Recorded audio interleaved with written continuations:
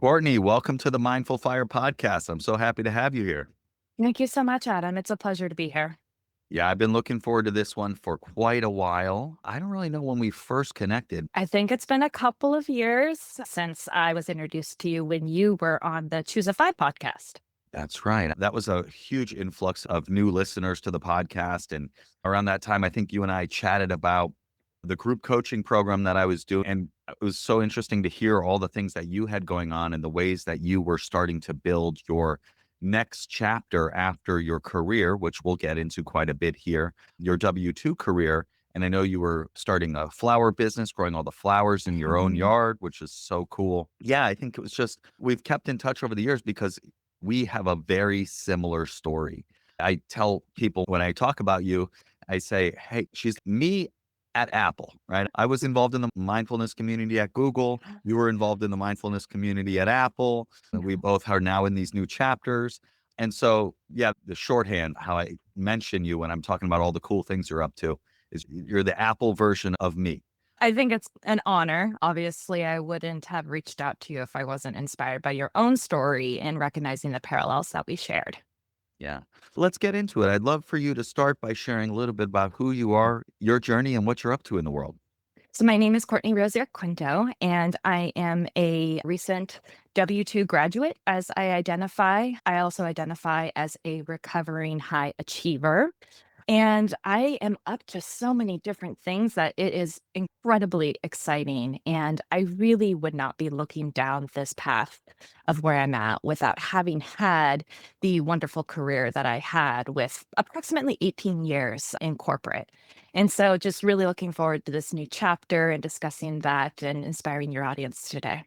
Yeah. So tell me a little bit about that trajectory that you had. And I know financial independence was a big catalyst for you. How did that come into your life? This is the burning question, right? So I did come to it through a negative space in the sense that I found myself one day, I think I became hyper aware of being in debt early on in my tech career. But I looked around and everybody around me, and I'm like, they have the fancy cars, they have the nice clothes, they have I always say the wine club subscriptions because it's one of my horrifying moments of how many wine club subscriptions I had. And it just at one point it just boiled over. And I cannot do this anymore. I felt I was constantly grinding and getting nowhere. And I'm like, there has to be a different way. And I found Dave Ramsey, as many people do who are in significant amounts of debt. And for whatever reason, what he said just resonated with me. And I went full rice and beans, dug myself out of the six figures of consumer debt, which I'm not afraid and am embarrassed to admit because I think a lot of people would relate to the fact that high amounts of debt it's hard on you as an individual, it's hard on your family. And so we just need to normalize the fact that some people are in this phase in life and not shame it. And so bringing that out into the open, exposing myself, making sure that my family was on board, of course. And I think it was probably somewhere between 12 and 18 months. I went back to try to find these numbers. And unfortunately, I don't have the old spreadsheets, but it was a long time. And it began in 2019. It began with the purchase of two new cars. I immediately found Dave Ramsey because I was like, oh gosh, these are a lot of money I'm paying in car payments every month. And we had a trip scheduled to New Zealand about 4 weeks after this, and so you can imagine the pit in my stomach of being, "Oh, I'm in some significant trouble." So I developed a road plan. I went through the steps that Dave Ramsey recommends, and I got to the end and I was kind of invest. What does that mean? I don't even know what that means. What are you talking about? Don't I invest in my 401k? And that's how I found Choose a Fire. And so I found the Choose FI community. I found lots of people who were either in my situation, had been in my situation, people who I aspired to be in terms of where they were in life. And what I started to realize was that financial independence at the beginning, it's about the money, it's about the numbers. We're numbers geeks. A lot of us are really analytical and yeah, we can see how the math works. But what started to unlock for me was this sense of freedom and the curiosity of what could be. And I started going down this path of redefining my life and understanding what I wanted my life to be versus the external signals that I was getting from others, whether that be from people at work or the path that my parents had taken or my friends and family around me. I just started to say, that's interesting. I'm going to observe that and I'm going to see how I feel about that. And because I had removed this piece of money and that piece of the puzzle had been solved, it gave me this opportunity to start looking around and being able to be curious and do it in a way that it felt safe. I was allowed to dream because I didn't have to worry about something else holding me back. So the fire path is really ongoing for me. While financial independence is a target and one can reach it, I really do see fire in general as a lifestyle and just this overall curiosity of what's possible around you.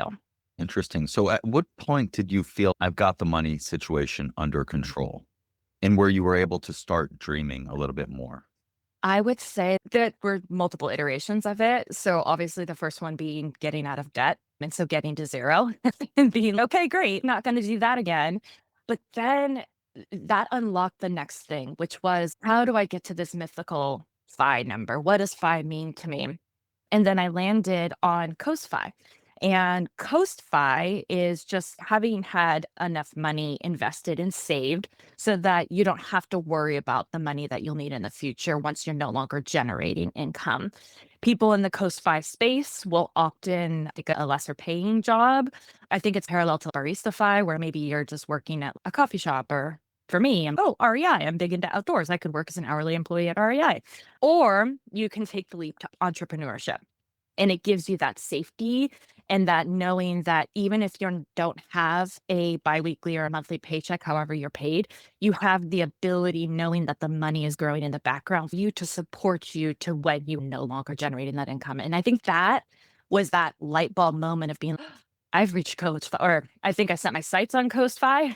And then when I finally reached it, it was, whoa, this whole other level of really essentially power things back on your side of the ledger so that you can really be in charge of your own life and your own decisions and you're not being told by any external source of what to do. You get to be comfortable, feel secure in your own decisions.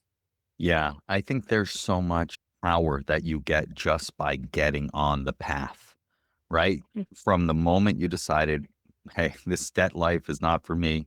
Too many wine clubs. I love that example because I know a lot of people that join these wine clubs. Mm. And I will always, what are you doing? Trader Joe's Yeah. has wine for $10. I know, Yeah. but it's nice. I get it, whatever. But I do love the example. I think it's hilarious. But just starting on that path, you could have continued on that path. Many do. And I think back to the moment where Google laid off 12,000 people in the middle of the Mhm. night in 2023. So Mhm. all of these people that had built these lives that were reliant on the income from these W-2 Yeah. jobs, and Mhm. all of a sudden, you're 3 months away from that disappearing completely and, being in a really tough position. And so you didn't choose Yeah. that path. You chose to start paying that down and start building wealth once you got to 0, and that really does put the power back on your side of the ledger and gives you the ability to and breathing room to think, "Huh, what do I Mhm. want for the future, and how can I start building towards that now?" Yeah. And I think for me, when I was in the debt elimination phase, it really was a scarcity thing. And it really was a lot more about what would happen if I didn't have the job tomorrow? What would happen if, I don't know, let's say there was a huge reduction in workforce and demotions and all that kind of stuff, all these scary things that I think people don't want to think about, but do think about. And then I used that as a catalyst to get me to the point of being 0. But then from there, it was more about dreaming of what can I do? And having that abundance mindset, but to be quite frank, spending time dreaming about what I could do, I started to realize that there was a shelf life for my W-2 career. And there are people who definitely will work in as a W-2 employee or even as an entrepreneur, whatever you're doing to generate. But there are people who are going to want to generate income into their 70s and 80s. I didn't mind being that person, but I didn't wanna have to generate income in my 70s and 80s because of a lack of what I hadn't done previously. And so when I started thinking about it in those terms of, okay, I can create so much more space for myself as I grow older and choose what I want to do and when I want to work and when I don't want to work and so forth, that's when it became a lot more of that abundance mindset. Yeah, it's a choice, right? You're Mhm. choosing to continue to work in your 70s and 80s because Yeah. you're lit up by what you're doing. Yeah. Many people are in that position, some because they got themselves into a lot of debt, and some because that's the circumstance they're in and they need to provide for their family Yeah. themselves. And there's a whole gamut of those things. But if we can avoid it and we can use our careers and our, especially when we're in our high earning years, to build Yes. for that future, it gives us a lot of choice. Yeah. And so one of the things that you had said is that it's really important for people to have financial independence as part of their plan for their W-2 work. I know a lot of people look down on W-2 work and, "Yeah, I gotta get out of there and I gotta do this or I Mhm. gotta do my own thing." I've been there many times myself. I thought, "I gotta get out of here. I gotta be an entrepreneur." But ultimately, the reason I am in this position I'm in financially is because I was in that environment and earning and saving and taking advantage of all of the things that they had to support our financial life. Why walk me through why people need to be thinking about when they're in their W-2 and what aspects of it they should be thinking Yeah. about? Yeah.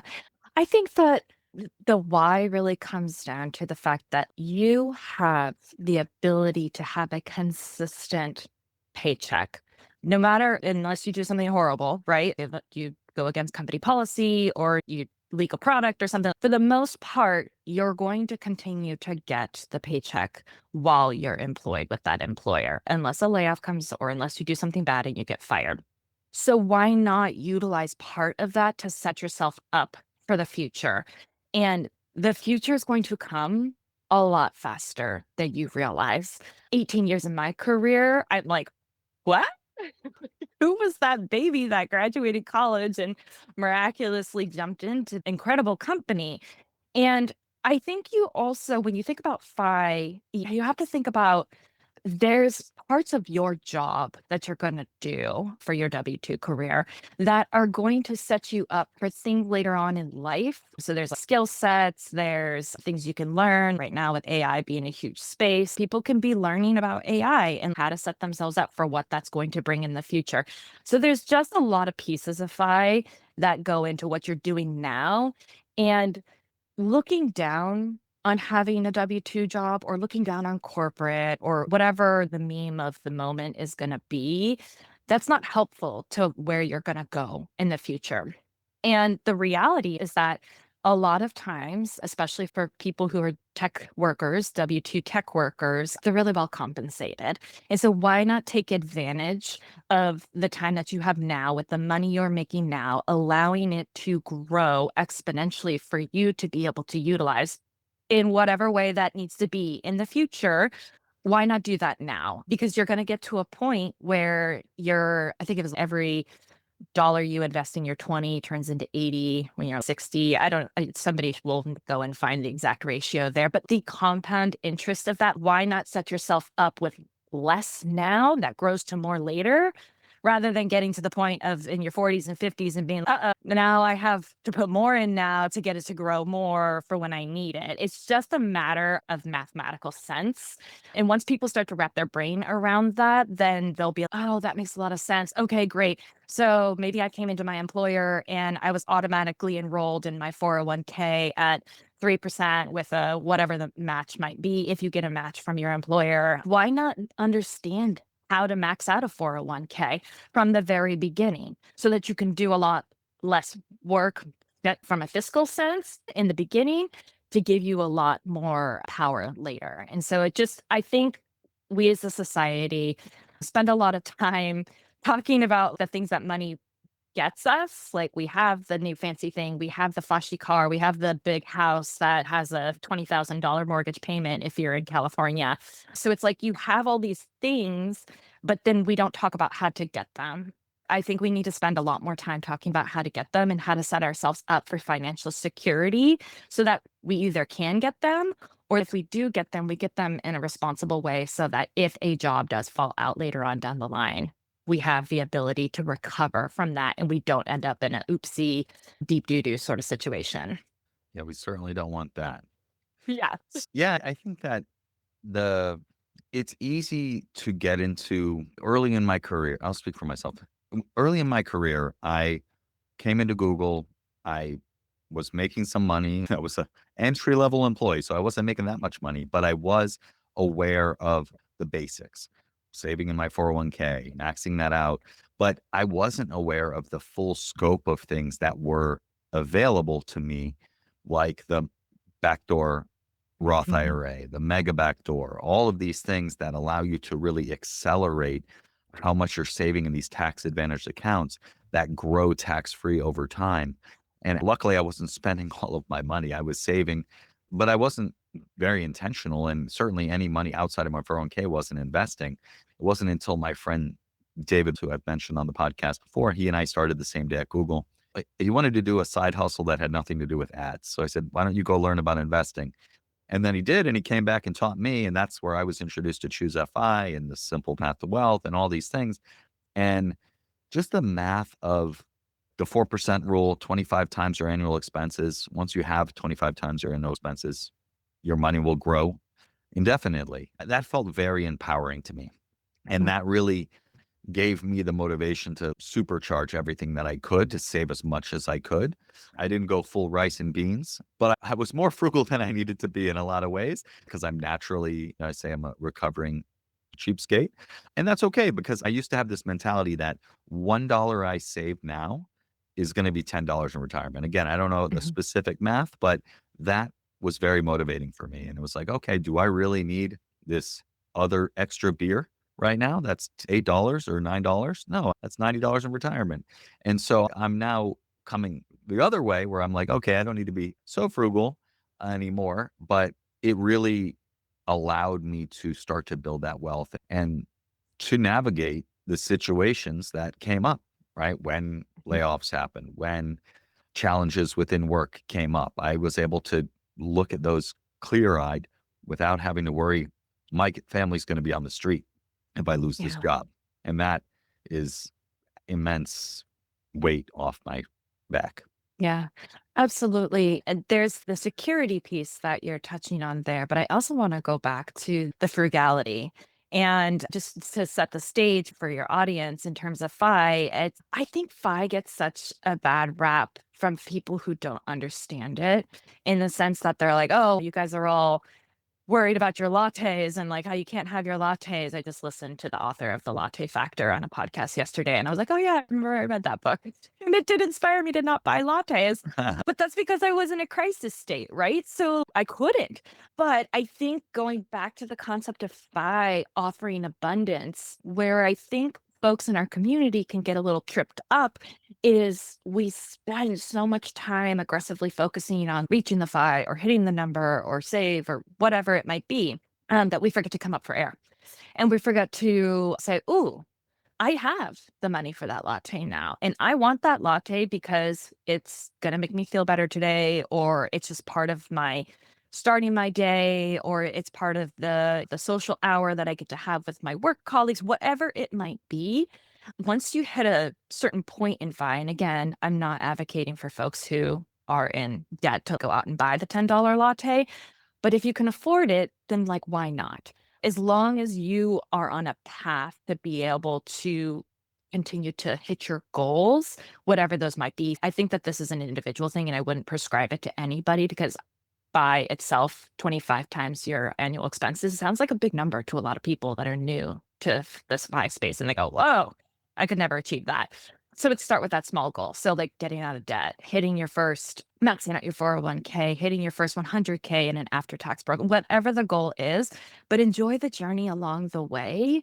And I think that the FI movement in general is really headed towards an abundance mindset in the sense that I think a lot of folks that are now in this community are looking to live their life to the fullest.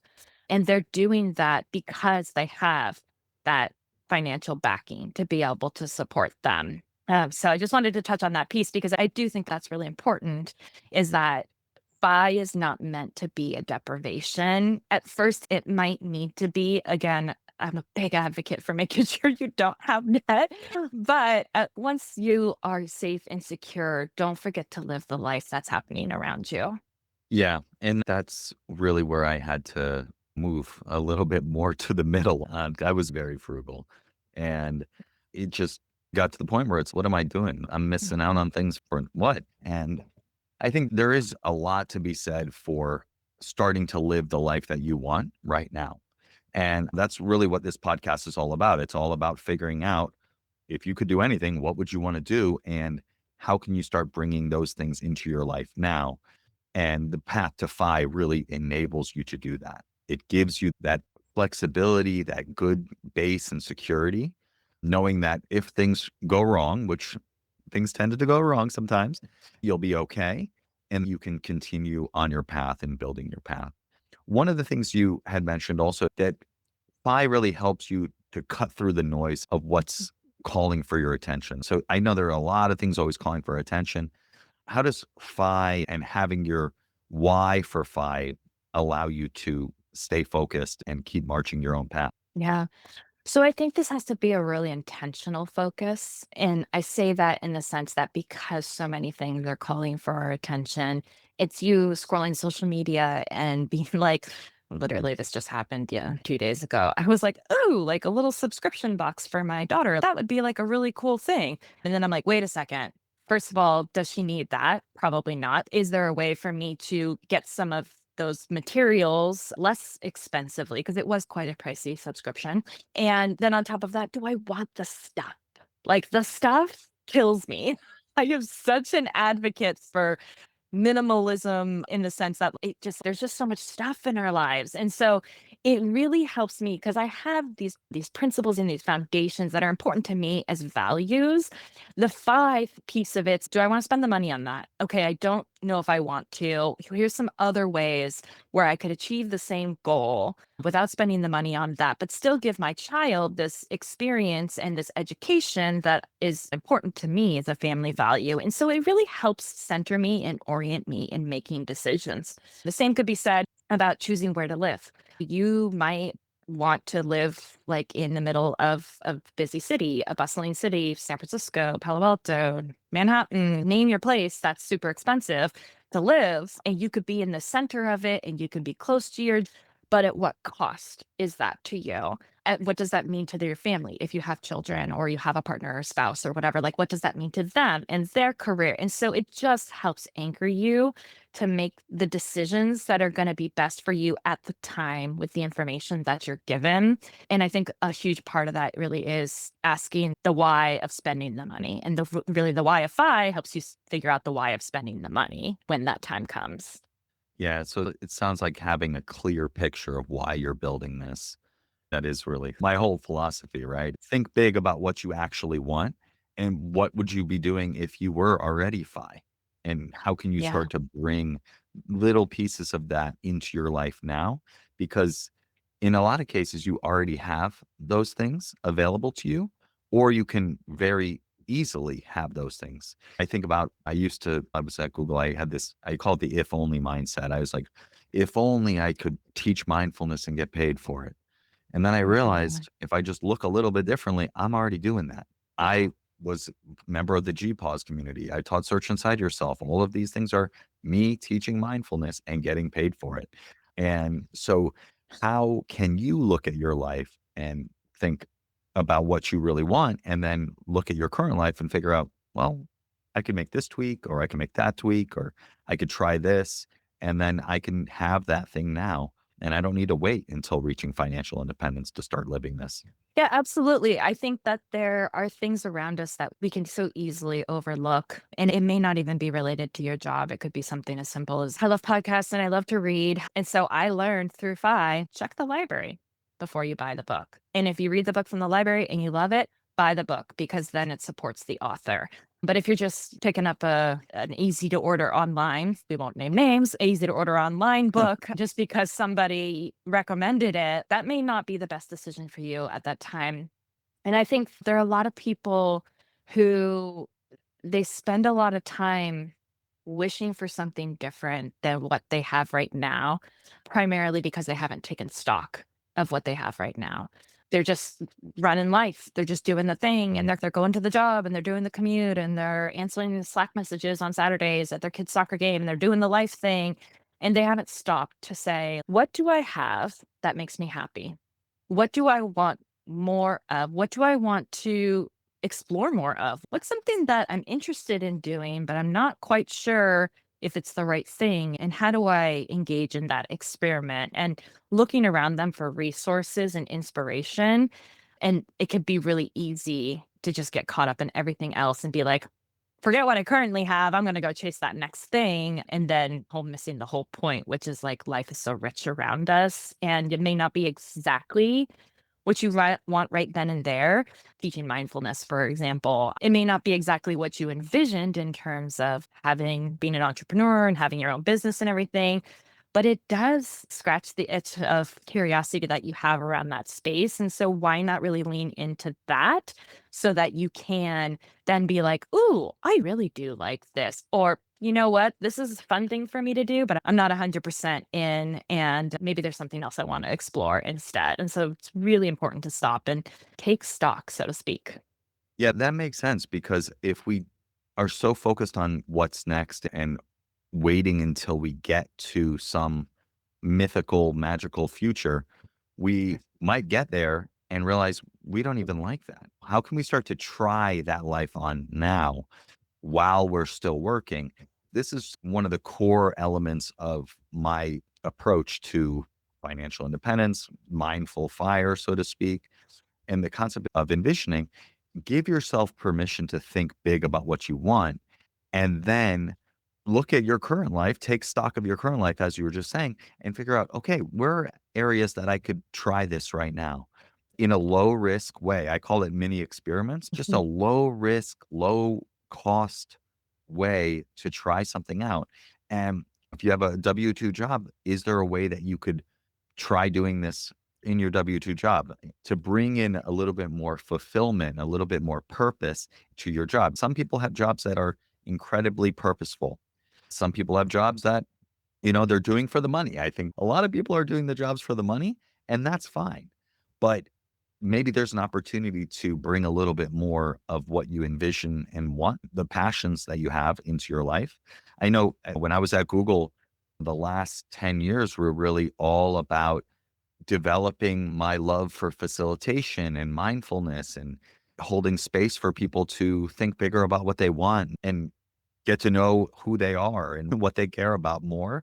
In these spaces, I was able to do within my corporate job. I still had to do my job, but I also was able to bring these things in and build community and relationships and all of those things. And all the while, I was able to learn more about myself, more about what I cared about. I thought I wanted to be a mindfulness teacher, and I loved doing that within Google. But I realized through doing this podcast that actually, I don't think I want that to be my full vocation. I want that to be an element of my life and an element of my teachings and how I contribute to the world. But that's not the whole thing. And I wouldn't have known that if I had waited until I reached financial independence to start trying that out. Yeah. Yeah, absolutely. And I think that it's important to acknowledge that not everybody has the space and grace that both you and I were able to experience through our jobs, having an outlet for our passions. And I want to be hyper aware and hypersensitive to the fact that some people do just have to sit down and do the spreadsheet or do the thing, and they don't get a break, and they have a micromanaging manager and all these things, listening to us and saying, oh, that must be nice. I wish I had the space to be able to do that thing that I want to do. Or maybe what they want to do completely unaligned with the work that they do, and they won't have an opportunity to practice that skill set. But I think what we are talking about is the fact that we have, as W 2 employees, we have the ability to start to experiment within our own jobs. And so finding the peace within your own job that you enjoy. Sometimes these are a little nebulous and maybe even esoteric. What does that mean to be a communicator? What does that mean to be a connector? But taking the time within your W 2 job to figure that out, sort that out, understand what's a hobby, what you just need to do outside of work, whatever your work is. And then how can I utilize my current career and my current job, my current role to lean into some of these other pieces that I'm super interested in. And then also knowing there's got to be an end to it, right? Like you're not just sitting here trying to get all these skills for nothing. You're probably trying to get them for some sort of reason, whether that be the next thing in your career, if you're wanting to pursue leadership, if you're wanting to pursue entrepreneurship, whatever it is, understanding how to bring those ties back to what you're currently doing, I think is really important. But it's also, I'm very aware that there are people out there that are just like, I don't have time for any of that. I'm overloaded with 10 people's worth of work. But that should also be a signal, too. Little challenge to folks out there that are feeling that. That should also be a signal of like something's not going right here. And I'm not being fulfilled in the way that I need to be fulfilled, or I'm being overworked and I need to advocate for myself. And so utilizing those observations through mindfulness is also very important as well. Yeah. I do think that regardless of what situation you're in, whether you're working 3 jobs to pay the bills or Mm. you have a cushy tech job where you're just chilling, the whole gamut, I think it's still really important to do the work to ask, Yeah. "What do I really want? If I could do Yeah. anything, what would I do?" Because without it, we're just hamsters on a wheel, and we can keep doing that forever, and I Yeah. did that for the first several years of my career before I really came across mindfulness and started to get to know myself better and just build self-awareness, build self-compassion. I was just like, I'm just gonna keep running. I don't know why I'm doing this. So Yes. to ask, what do I want? And because the thing is like your brain, once you introduce that, your brain is gonna start looking for evidence of that. And you'll just Mhm. start moving towards it little by little. And there are ways that you can accelerate it. But if you don't Mhm. actually stop and ask, you're just gonna be on that Mhm. hamster wheel forever. When you're Mm. making $1 million a year or $40,000 a year, you can keep sprinting and filling your life up with wine club subscriptions to make you forget about it, but it's still gonna come back up at some point. Yeah, absolutely. And what I think you're touching on here is that sense of unfulfillment. Dr. G's big P and little p, like big purpose and little purpose. We don't have to solve for big P, right? We don't have to solve for the grand thing that someone's going to say about us at our memorial or something like that. We don't have to solve for that right now. Let's focus on the little p, the little purposes, whatever that might be to you. It could be being an amazing parent. It could be being able to give back to your community through volunteerism. It could be reducing plastic waste in the world, or making sure that you're helping with students who need to become bilingual in the school. So whatever it might be, whatever your passion is, follow that curiosity, because that will lead you down the path. And you're speaking to one of my absolute favorite topics, which is the concept of mindfulness. And I know you know a lot more of the neuroscience than I do, but the predictive ability of your brain to find the things that you're focusing on. I'm huge in this space, and people think that it's woo, quote unquote, but there's a lot of science behind it. And the reality is, like, when you start envisioning yourself in that little passion, right? So we'll pick out one of mine, which is sustainability. I envision a world where we are relatively plastic free, except for like medical facilities and stuff like that. I'm not going to be the person who solves that entire problem, but I am going to be a small component of that, which is like removing plastic from my household as much as possible. And that gives me a sense of purpose, because I know that I'm doing it for the greater good of humanity. And so focusing on that, I see all these opportunities coming up where we can reduce our impact. And it might seem trivial. You're like, yeah, Courtney, whatever. I'm not choosing a plastic peanut butter tub anymore. I'm choosing a glass one. Great. Now what? But it gives you a sense of purpose, and that you know that you're contributing to the world. And I think that's just so important.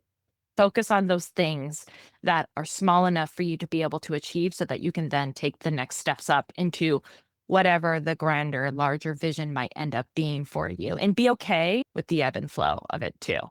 Like, you may not care about plastic in 5, 6 years, and that's okay. You don't have to have it all figured out. That's what I mean by, don't focus so much on the big, like crazy, oh my God, what's somebody going to say about me and my funeral? Think about, what would somebody say about me if they were talking about me to another person in the other room right now, next year, 2 years from now? what would I want them to say? And then live into that. Imagine yourself in that way. And then that will help you define what your purposes are going to be because you'll have multiple of them. In my opinion, you'll have multiple of them throughout your lifetime. Yeah. I love that. It doesn't need to be some huge grand vision. And this idea of big P purpose versus little p purpose is really interesting because a lot of people feel like they need to go in search of that big P purpose. What is my purpose here on earth? It's no, what are the things that you just love to do just for their own sake?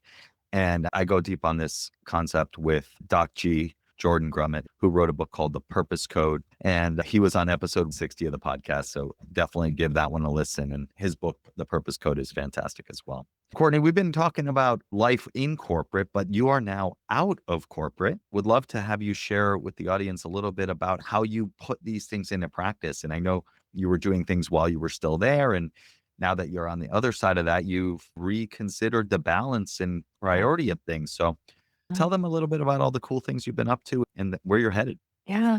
So while I was still working, I thought that I would follow a passion of mine that I had identified as a young child, even. And I started a COVID project, as we call them, where I have a flower farm on my property. And we are urban. We live on a quarter acre. So we're able to do this farm within city limits. And I really thought that was going to be the thing I was going to go to after corporate. I had hit Coast Fi. I had decided, okay, like my corporate job is coming to an end. I'm no longer fulfilled by the work that I'm doing. I'm wanting to do something different. And I thought it was going to be flowers. I did make the leap and I had previously buried myself in flowers on every waking moment of every weekend and after work when I came home. And then I'm like, okay, great. Now I'm going to have the time now that I don't have a W-2 job anymore. And I started doing the flowers and I was like, oh, yeah, that didn't exactly work out the way I thought it would in the sense that it physically, as I've grown older, and I've had this farm for about 5 years now. So as my body's getting older, and not that 5 years is a huge amount of time, but I'm starting to realize that it's not sustainable for me to physically do this by myself anymore. And so I had to spend the last few months really reflecting on what I wanted to do. And the sustainability that I use at this flower farm in terms of like just real brief overview is no till, no chemical fertilizers or pest treatments or anything like that. Like really allowing the natural ecosystem at the farm to take care of itself. Those principles that I learned in the farming practice, I was then able to take and think, where else could I apply sustainability? Where else in the world do I see there being potential issues? And one of the things that I had identified while I was in corporate that I wanted to do after corporate was traveling the world with my children. We do practice alternative schooling. We have a child who's in an independent study. So she's responsible for her own educational path and she's guided by a licensed credentialed teacher. And then we have our twins, which are in a community based program, which focuses a lot about community interaction and our place in the world and what we do, like how one thing we do over here impacts something over there. And so we wanted to continue that educational journey with them, but on a more worldly scale. So I started looking at small stints of travel with our children, small stints being between 4 and 6 weeks where we would go away. And the more I started to look at this, the more I realized, okay, this is really slow travel, is what I'm talking about here, really immersing ourselves into the culture. And we did it a couple of times. And we had done this previously without me even realizing. I mentioned a trip to New Zealand, and that was 6 weeks in New Zealand. And so we have been living this lifestyle. And I started to see what impact tourism had on the communities that we visited.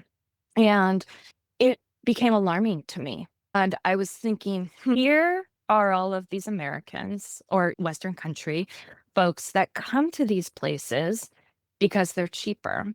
And they're staying at these American hotels or resorts. They're not leaving the resort walls. They're inside these spaces that are completely curated for them and their own comfort. Are they really truly visiting the country? And so just again, everything we've been talking about, that's interesting. I'm curious about that. So I started down this path of sustainable and regenerative tourism. Once I got down that path, I actually realized that there was this thing called travel coaching. And who would have thought? I made a joke once a few years ago. I was like, oh, there's a coach for everything. And joke's on me now. I'm in the middle of my certification for travel coaching. And really, what I hope to do with this is I really hope to help the W 2 worker, the midlife, mid career professional who's looking at a transition and saying, like, maybe this job isn't for me. Maybe this role isn't for me. Maybe this company's not for me. Maybe I'm actually ready to take a break, whether that's a mini retirement, a full retirement, a break to entrepreneurship. How do I do that? And so helping them through travel, mindful travel practices, being cognizant of the impact we have on the communities that we're traveling to, doing that with fiscal responsibility in the sense that setting them up for that, the fire path that they desire to be on, assuming that they're wanting to be that. And then helping the greater sense of the world in the sense that, like, we're aligning people, folks that are in the coaching industry are aligning people to their greater sense of purpose. Small iterations, of course, like I just spoke about, but it's so important for us to have a world of people who are critical problem solvers, people who are empathetic, people who are compassionate. These are all things that come through travel. Like, travel's exciting. It's, woo, I'm going to Japan. That's exciting. But it's like, what can you learn about yourself on that trip? What can you learn about the community, the culture? What is it that you can bring back so that you can then have that frame of mind to be able to put that out in the world through your work, through your community, whatever it might be, and utilize those experiences to help move you down the path to whatever the next thing might be for you. And I will speak briefly on the trip that really changed this for me. As we went to Belize last January, and I was very conscious because I was already in the space, but I was very conscious about the place that I chose to book my lodging. I did not choose an American hotel. I did not choose something that was felt inclusive, but in the sense that all inclusive, like always in the resort walls. And I met people who lived in the local villages. I heard about their soccer tournaments. They call them football, but they're football soccer tournaments. They had a tournament while we were there, and while we didn't go to the game, like, they came back and they were working at the establishment that we were staying at, and they were telling us all about it, and they were telling us about their kids, and they're sharing all these pieces. And I looked at them and I looked at myself, still W 2 employed at the time, and I said, they live in what we would consider poverty here in the United States. They live in an impoverished state. They are growing their own food in their backyard. They are so excited about this football game. They're so excited to share their culture with another world traveler. They're curious about that world traveler. These are some of the happiest people I've ever seen. And then I look back at us here in the States, and there's people who are complaining about whatever it might be, their electric vehicle doesn't charge properly anymore. I'm like, these people are like walking to work or taking public transit to work. So it really opened my mind about what was possible and what we could learn from the world. And then, of course, we're doing that for ourselves, but the transformation that then has when you mindfully practice and mindfully digest what you just experienced, which you can bring back to your own community and then share with the world, is incredible. And so that's where my focus has been right now, is just making sure that we're helping people set up intentionality for their travel so that they can then take that back to their own lives and set even more intentionality, or intentionality to be helping the world. Very cool. Yeah. Travel is like busts you right out of your filter and your normal way of seeing the world and seeing yourself, right? You're going to experience things that you don't expect, and you're going to see how you handle them when you're Mhm. there, and that's going to be with you forever. So it's very cool to see you going in that direction, and good for you to realize the flower business, while it was great for a while, you took stock of, is this the direction I want to go going Yeah. forward, or do I want to scale back and invest my time in something else? And it's sometimes tough to do that. I'm in the middle of that right now. I mentioned as we started, but the nice thing about financial independence is I can do that without having to blow up my life. I can just pivot a little bit and try this. And I think that's as I head into next year, there's going to be a Mhm. lot more experimentation, a lot more just trying things on and seeing how I feel about it, how it resonates with people. And one of the things that you mentioned earlier around just how you want to empower people to have these realizations through travel and to live the life that they are meant to live.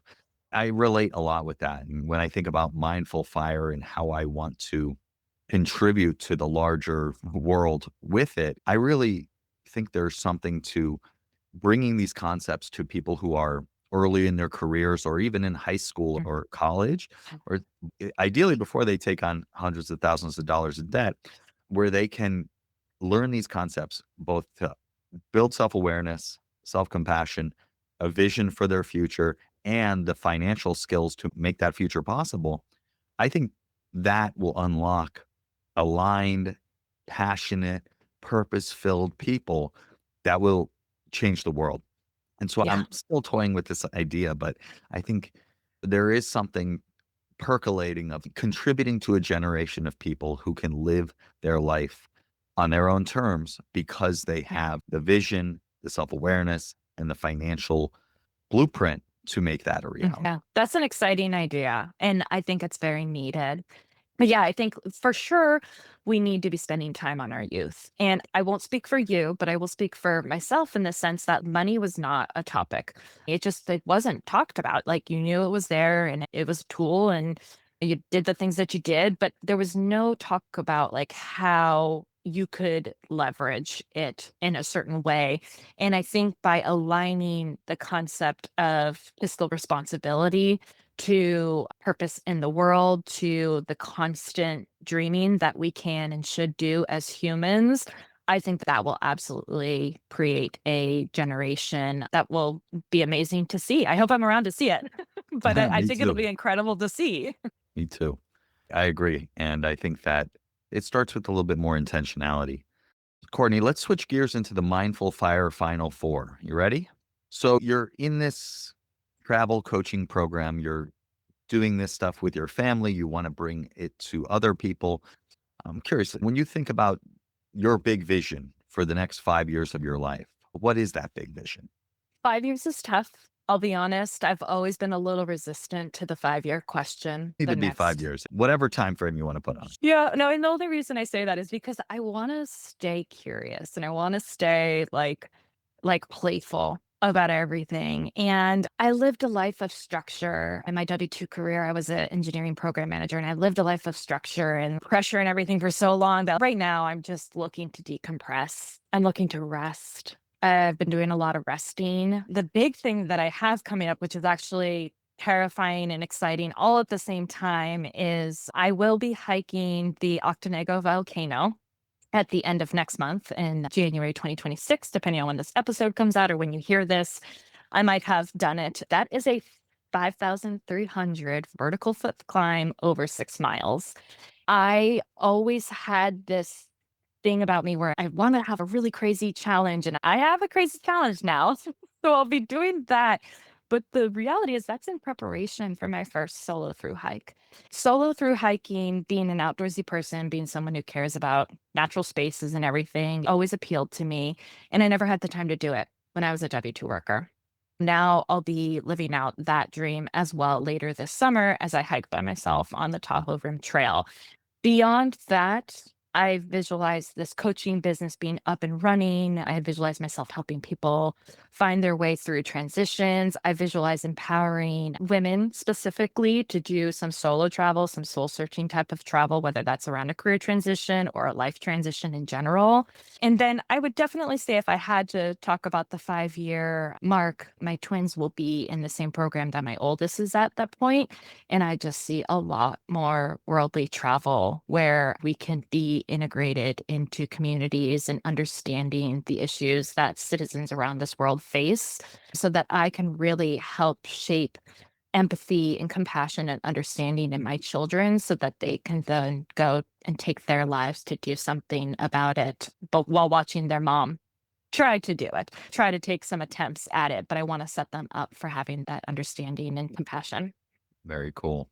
I see all of that happening. And I think that staying open to curiosity and possibility is great and necessary as we go through Mhm. this. I said it before, and I'll say again, I had a pretty clear vision of what I wanted, and I'm still figuring it out. As the rubber meets the road, it's important to stay curious and open to what's unfolding in our life as it happens. The second question, Courtney, is what piece of advice would you give to someone early on their path to financial independence? I knew this question was coming, and I had a sort of contradictory two-part answer, which is if you are pursuing financial independence, do what you need to do. So if you are that person who's in debt, go get rid of that debt. Take off the second gig job, go do Instacart or whatever it might be. Put yourself in positions where you can get promotions, raises, whatever it might be. But then once you're at that safe space, enjoy the ride. Enjoy it because we don't know how long we have, and we can set aside all this money for our fine number and we can live frugally.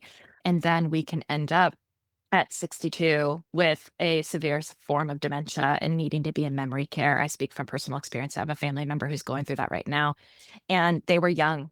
And there's a lot of pieces of life that we can miss if we're not paying attention. And so just enjoying the ride and understanding where you're going and staying on that path, but not being afraid to look up and enjoy what's passing you by as you go through it.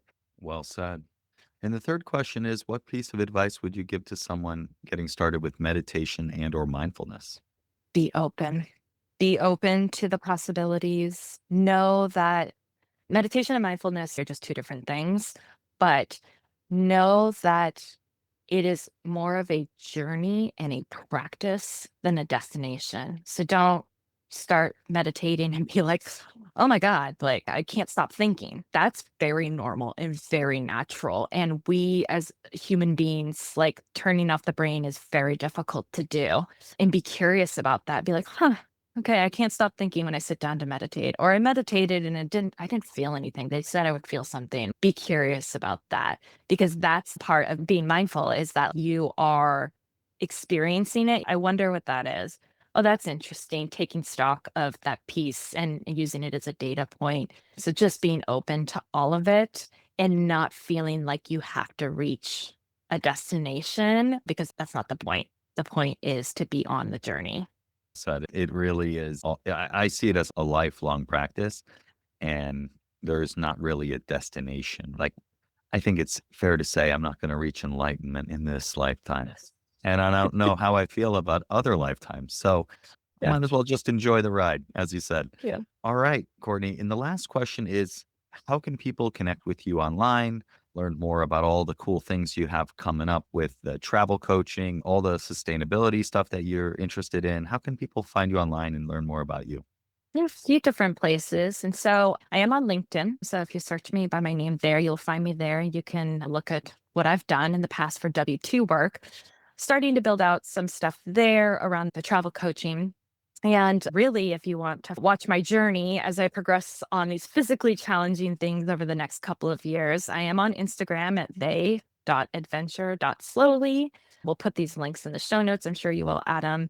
Yep. And also, you can get on my email list to be able to stay abreast of some of the fun things that I'm doing. So, I do host monthly group hikes for folks in the fire community here in the Bay Area. So, if you're local to the Bay Area, you can join those for free.